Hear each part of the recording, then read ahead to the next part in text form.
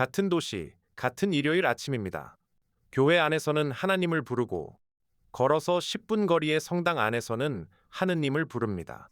글자 하나 차이입니다. 그런데 그 한 글자가 갈라지기까지 120년 전 조선에서 선교사들은 10년 넘게 싸웠습니다. 서로를 향해 이교의 신이라고 부르면서 말입니다. 더 이상한 건 따로 있습니다. 하나님의 하나는 숫자를 세는 하나가 아닙니다. 문제는 거창한 신학 논쟁이 아니라 아주 실무적인 자리에서 터졌습니다. 성경을 조선말로 옮기려던 사람들 앞에는 첫 문장부터 넘을 수 없는 벽이 서 있었습니다. 태초에 하나님이 천지를 창조하시니라. 지금은 익숙한 그 첫 줄을 쓰려면 맨 앞에 들어갈 조선말 단어부터 정해야 했습니다. 그런데 당시 조선말에는 세상을 만든 단 하나의 신을 가리키는 확정된 단어가 없었습니다. 단어를 고르지 못하면 성경의 첫 줄조차 시작할 수 없었으니 번역보다 앞선 문제가 바로 이름이었던 셈입니다. 책상 위에 놓인 후보는 셋이었습니다. 하나는 천주교가 이미 100년 넘게 써온 한자어, 하늘의 주인이라는 뜻의 천주였습니다. 다른 하나는 중국에서 건너온 유교식 최고신의 이름, 상제였습니다. 그리고 마지막 하나는 아무도 문서로 정해준 적 없지만 조선의 백성들이 마당에서 하늘을 향해 부르던 토착어였습니다. 지금 우리가 쓰는 표기와는 다른 옛 형태로 적혔습니다.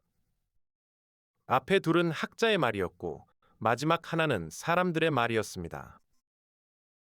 겉으로 보면 단어를 고르는 일이었습니다.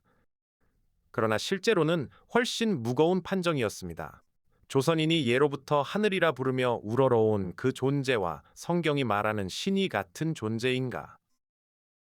같다고 답하면 토착어를 쓸 수 있었고, 다르다고 답하면 완전히 새로운 이름을 만들어 넣어야 했습니다. 신의 이름을 정하는 일은 조선의 오래된 하늘을 인정할 것인가 부정할 것인가의 문제였습니다. 그런데 이 싸움이 처음 시작된 곳은 조선이 아니었습니다. 무대는 그보다 300년쯤 앞선 중국이었습니다. 예수의 선교사 마테오 리치는 중국의 옷을 입고 중국의 고전을 읽으며 아주 대담한 결론에 도달합니다.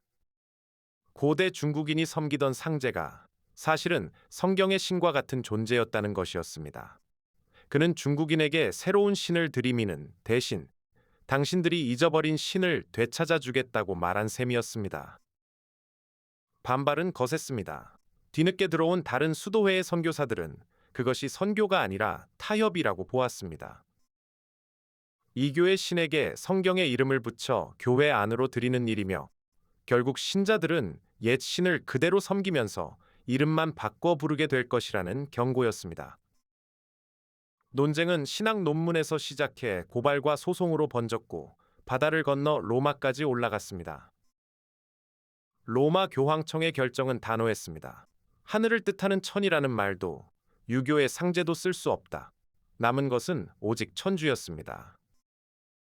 18세기 초에 내려진 이 판정 하나가 이후 중국과 조선 천주교의 공식 언어를 200년 넘게 규정합니다. 조선의 천주교 신자들이 박해 속에서 죽어가며 부른 공식 이름도 그래서 하느님이 아니라 천주였습니다. 다만 신자들이 한글로 옮겨 적은 교리서에는 우리말 하늘님 계열의 표현도 함께 보였다고 전해집니다. 오늘 우리가 아는 천주교라는 이름 자체가 그 오래된 결정의 흔적입니다. 개신교 쪽 사정도 다르지 않았습니다. 19세기 중국에서 성경을 번역하던 개신교 선교사들은 상제를 쓰자는 쪽과 그냥 신이라는 보통 명사를 쓰자는 쪽으로 갈라졌습니다. 회의는 몇 년이나 이어졌지만 끝내 합의에 이르지 못했고 결국 그들은 같은 성경을 두 판본으로 따로 찍어냅니다. 한쪽 성경에는 상제가, 다른 쪽 성경에는 신이 적힌 채로 말입니다. 그러니까 조선에 도착한 선교사들은 빈손으로 온 게 아니었습니다. 그들은 한 번도 끝난 적 없는 전쟁을 그대로 물려받은 채 배에서 내렸습니다. 이미 100년 넘게 답이 나오지 않은 질문을 이번에는 조선말로 다시 풀어야 했습니다. 그리고 그 답을 한글 성경에 처음으로 적어 넣은 사람은 서울에 자리 잡은 유명한 선교사가 아니었습니다. 국경 너머 만주에 있었습니다. 1870년대 만주의 겨울은 혹독했습니다. 스코틀랜드 출신 선교사 존 로스는 조선에 들어갈 수 없었습니다. 당시 조선은 여전히 문을 걸어 잠근 나라였고 외국인 선교사에게는 국경 자체가 벽이었습니다. 그래서 그는 국경 바깥에 앉아 기다립니다. 조선 안으로 못 들어간다면 조선 사람이 나오는 곳으로 가면 된다고 생각한 것입니다. 그가 거듭 찾아간 곳은 압록강 건너 국경의 장이 서던 자리였습니다. 조선의 의주에서 온 상인들이 인삼과 종이를 지고 강을 건너오는 곳이었습니다. 이들은 학자도 관리도 아니었습니다. 겨울에도 얼어붙은 강을 건너 장사를 하러 다니던 거칠고 실무적인 사람들이었습니다. 로스는 이 사람들 속에서 조선말을 배웠고 조선말을 가르쳐 줄 사람을 찾았습니다. 그렇게 이름 하나가 만들어지는 자리에 조선인 세 사람이 들어옵니다. 로스에게 조선말을 가르친 이응찬, 훗날 조선 안으로 성경을 나른 서상륜, 그리고 백홍준. 성경을 옮기는 실제 손은 사실상 이 사람들의 것이었습니다. 선교사는 그리스어와 신학을 알았지만 조선말의 결을 아는 것은 그들이었습니다. 한국 기독교의 첫 문장은 선교사 혼자 쓴 게 아니었습니다. 그런데 여기에 중요한 사실이 하나 숨어 있습니다. 이 사람들은 서울 사람이 아니었습니다. 압록강에 붙은 땅, 평안도 사람들이었습니다. 서북 지방의 말투와 발음, 그 지역 입말이 그대로 종이에 옮겨진 겁니다. 조선 최초의 한글 성경에 새겨진 신의 이름은 궁궐이 있는 도성의 말이 아니라 국경마을 장터의 말에서 나온 것이었습니다. 로스는 조선 사람들이 어려울 때 무엇을 부르는지 오래 캐물었습니다.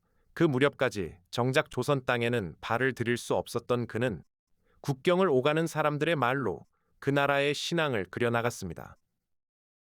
마당에 정화수를 떠놓고 새벽에 하늘을 향해 빈다는 이야기가 전해졌습니다. 그들이 부르는 대상은 절의 부처도 아니고 사당의 조상도 아니었습니다. 그냥 하늘이었습니다. 로스는 여기서 결정을 내립니다.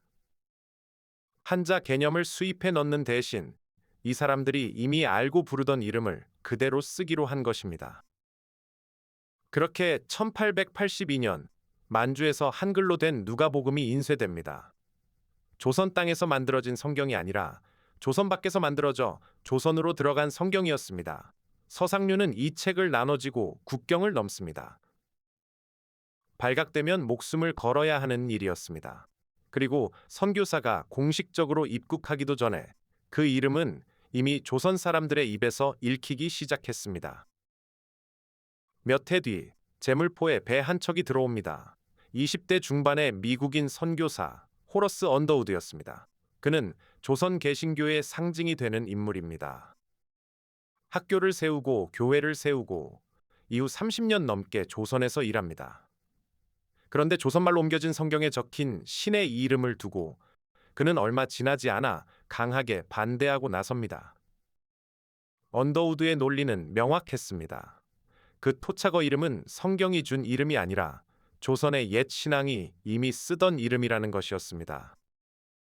그 이름을 그대로 쓰면 조선인은 새로운 신을 믿는 게 아니라 자기가 원래 알던 하늘을 계속 믿게 될 뿐이라는 논리였죠. 그러니까 그것은 개종이 아니라 그저 이름만 바꿔 붙이는 일에 지나지 않는다고 본 겁니다. 그는 차라리 낯선 한자어를 쓰자고 주장했습니다. 낯설어야 새로운 신이니까요. 언더우드의 두려움에는 나름의 배경이 있었습니다. 당시 조선의 마을에는 산신을 모신 당집이 있었고 무당이 있었고 집집마다 지키는 신이 있었습니다. 오래도록 사람들의 삶을 지탱해온 믿음이었습니다. 하늘이라는 말은 그 모든 것과 이어져 있었습니다. 언더우드는 그 연결선을 두려워했습니다. 교회가 하늘이라는 이름을 빌려 쓰는 순간 사람들은 교회 안에서도 옛 신들을 함께 데리고 있을 거라고 본 것입니다. 그러나 반대편에도 만만치 않은 사람들이 있었습니다. 제임스 게일, 호머 헐버트 같은 이들입니다. 이들은 조선의 역사와 언어를 깊이 파고든 사람들이었고 전혀 다른 결론에 도달합니다. 조선인은 아주 오래전부터 하늘을 최고의 주제자로, 그것도 단 하나의 주제자로 여겨왔다는 것이었습니다. 그렇다면 접점이 있는 것이고 접점이 있으니 복음이 통할 것이라는 주장이었습니다. 성서번 역자회의 회의실에서 이 논쟁은 끝없이 이어집니다. 표결을 하면 갈라졌고 미루면 다음 회의에서 똑같이 갈라졌습니다. 10년 가까운 시간이 그렇게 흘렀습니다. 그동안 조선의 교회는 계속 늘어났고 예배는 계속 드려졌고 사람들은 계속 기도했습니다.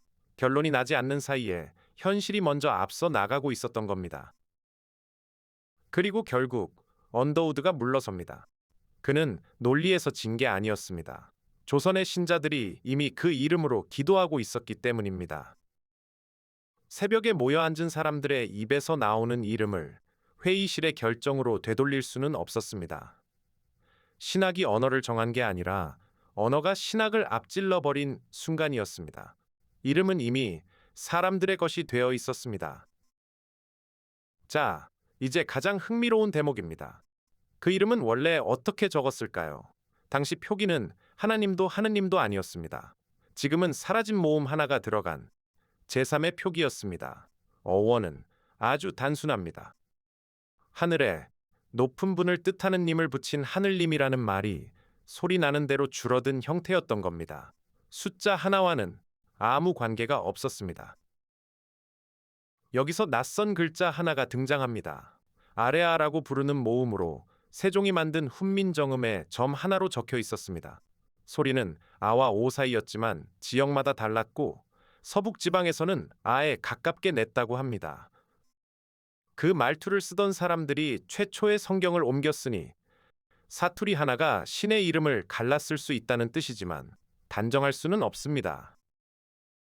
소리는 조선 후기를 지나며 사라졌고 글자만 남아 사람들은 각자 편한 소리로 읽었습니다. 1933년 한글 맞춤법 통일안이 만들어지면서 아래안은 공식적으로 폐지됩니다. 사실 두 표기는 그전부터 문헌마다 엇갈리고 있었지만 이제는 옛 표기를 어느 쪽으로 옮겨 적을지 정해야 했습니다. 한쪽은 아 소리로 받아 하나님이라 적었고 다른 쪽은 하늘이라는 현대의 형태를 따라 하느님이라 적었다고 설명됩니다. 같은 이름이 사라진 모음 하나를 사이에 두고 두 갈래로 갈라진 셈입니다. 거창한 신학 논쟁이라기보다 표기의 문제에 가까웠습니다. 생각해보면 묘한 일입니다. 오래 싸운 끝에 어렵게 합의한 이름인데 정작 마지막에는 맞춤법이 바뀌면서 표기부터 흔들렸습니다. 이름을 정할 때는 회의록도 있었고 표결도 있었습니다. 표기를 정하는 자리도 뒤에 마련되기는 했지만 그때는 이미 사라진 소리 하나를 각자 다르게 받아 적어 온 세월이 앞서 있었습니다. 그리고 한번 인쇄돼 사람들 눈에 익은 표기는 그 다음부터는 되돌리기 어려워집니다. 그런데 여기서 반전이 일어납니다. 하나님이라고 적게 된 쪽에서 새로운 해석이 뒤따라 붙습니다. 하나는 곧 유일하다는 뜻이니 이 이름은 오직 한 분이신 신을 가리킨다는 설명이었습니다. 그러나 이 이름의 하나는 숫자를 세는 그 하나가 아닙니다. 하늘에서 온 말입니다. 그런데도 이 해석은 널리 퍼졌고 강단에서 반복됐습니다. 표기를 고를 때부터 그런 의미가 함께 작용했으리라는 견해도 있습니다. 다만 분명한 것은 어원이 먼저 그 신학을 만들어준 것은 아니라는 점입니다. 그리고 1970년대 놀라운 일이 벌어집니다. 개신교와 천주교가 처음으로 손을 모아 성경을 함께 번역하기로 한 것입니다. 신약이 1971년에 구약까지 갖춘 공동 번역 성서가 1977년에 나옵니다. 수백 년 갈라져 있던 두 교회가 같은 책상에 앉았고 여기서 합의된 표기가 하느님이었습니다. 오랫동안 천주라는 한자어를 써오던 천주교에서 하느님이 공식 호칭으로 굳어진 것도 대체로 이 무렵의 일로 이야기됩니다. 그러나 통합은 절반만 성공합니다. 개신교의 다수는 공동 번역 성서를 끝내 받아들이지 않았습니다. 번역 문체가 문제라는 지적도 있었지만 더 근본적인 이유는 따로 있었습니다. 아픈 자식을 앞에 두고 울며 하나님을 부르던 어머니들이 있었습니다. 반세기 넘게 그렇게 불러온 이름을 회의에서 정했다는 이유만으로 바꿀 수는 없었습니다. 언어 습관은 교리보다 질깁니다. 그래서 오늘의 지도가 완성됩니다. 개신교는 대체로 하나님, 천주교와 성공회, 정교회는 하느님, 같은 신을 부르는 두 이름이 이 나라에 나란히 남았습니다. 하나로 합치려던 시도가 오히려 그 갈라짐을 굳혀놓은 셈입니다. 지금도 뉴스 자막에서, 찬송가에서, 기도문에서 이 두 이름은 매일 함께 쓰이고 있습니다. 우리는 신의 이름이 하늘에서 내려온 것이라고 생각합니다. 그러나 적어도 이 땅에서 그 이름은 국경을 넘나들던 상인들과 평안도 사투리, 사라진 모음 하나, 그리고 끝내 합의하지 못한 사람들이 함께 만들었습니다. 누군가를 어떤 이름으로 부르는가는 그 존재를 어떻게 이해하느냐의 문제입니다. 한국인은 하늘을 부르던 그 말로 신을 불렀습니다. 어쩌면 번역은 실패한 적이 없었는지도 모릅니다. 이런 이름의 역사 계속 파헤쳐 드립니다. 구독하고 다음 이야기에서 뵙겠습니다.